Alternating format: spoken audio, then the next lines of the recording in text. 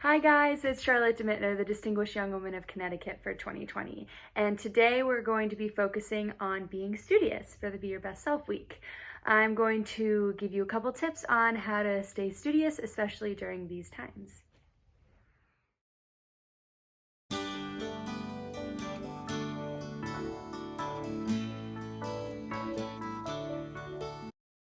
So first, I'm going to go over how you can stay studious when you don't have any work to do.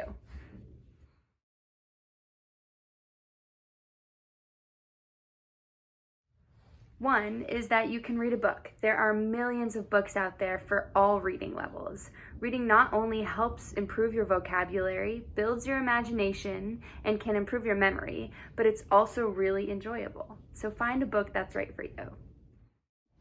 Currently, I'm reading Sing Unburied Sing by Jessamine Ward. Another great way to be studious at home is to listen to or read the news. The news is so important to stay updated with because it lets us know what's going on in the world. This can allow us to make informed decisions about how we can be involved in our communities and how we can make informed opinions on current events.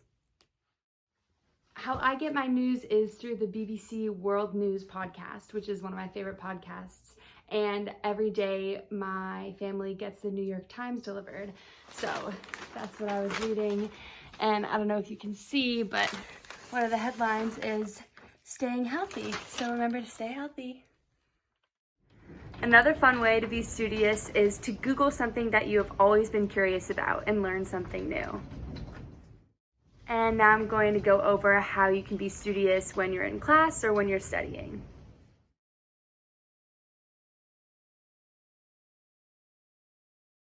First, you have to make sure that you are in an area where you can concentrate, whether it be your kitchen or the study or even your bedroom. Make sure that you will be able to work efficiently without any distractions. Just find a place that works for you.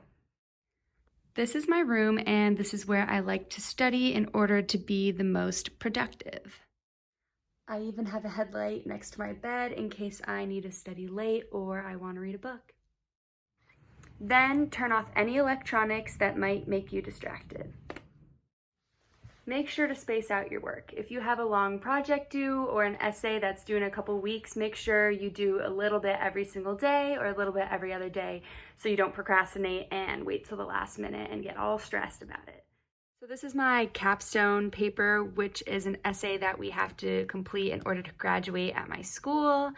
And I've been doing a little bit every day. So for a couple days I was researching, and then I planned out what I was going to write every single day to stay on track. So as you can see here, I have a lot written, and then at the bottom I have a couple ideas that I still want to write about. So we're on the right track.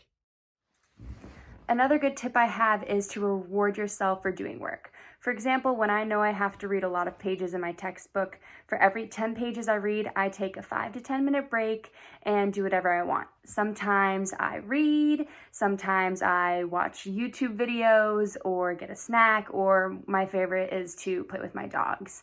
Whatever it is, make sure that it's something you really enjoy so that you are motivated to finish your work. It is important to balance work and leisure in order to be productive while also having fun. So, these are my dogs. This is, the puppy is George. Hi, George. Hello. And this one is Hazel. Come here, Hazel. And they are my best friends, and this is what I do to give myself a break. I'll play with both of them. Hazel's almost 6 years old, and come here, George. George is 11 weeks. Hello. Hello. Hi, George.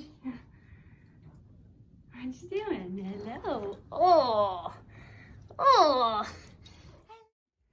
Make a schedule. It's really important to make a schedule because all of us are busy almost all the time. I know I have field hockey practice and I also have to get my work done. So my schedule usually looks like school and then field hockey practice, and then right after field hockey practice, I'll take a break and take a shower, and then I'll do my homework.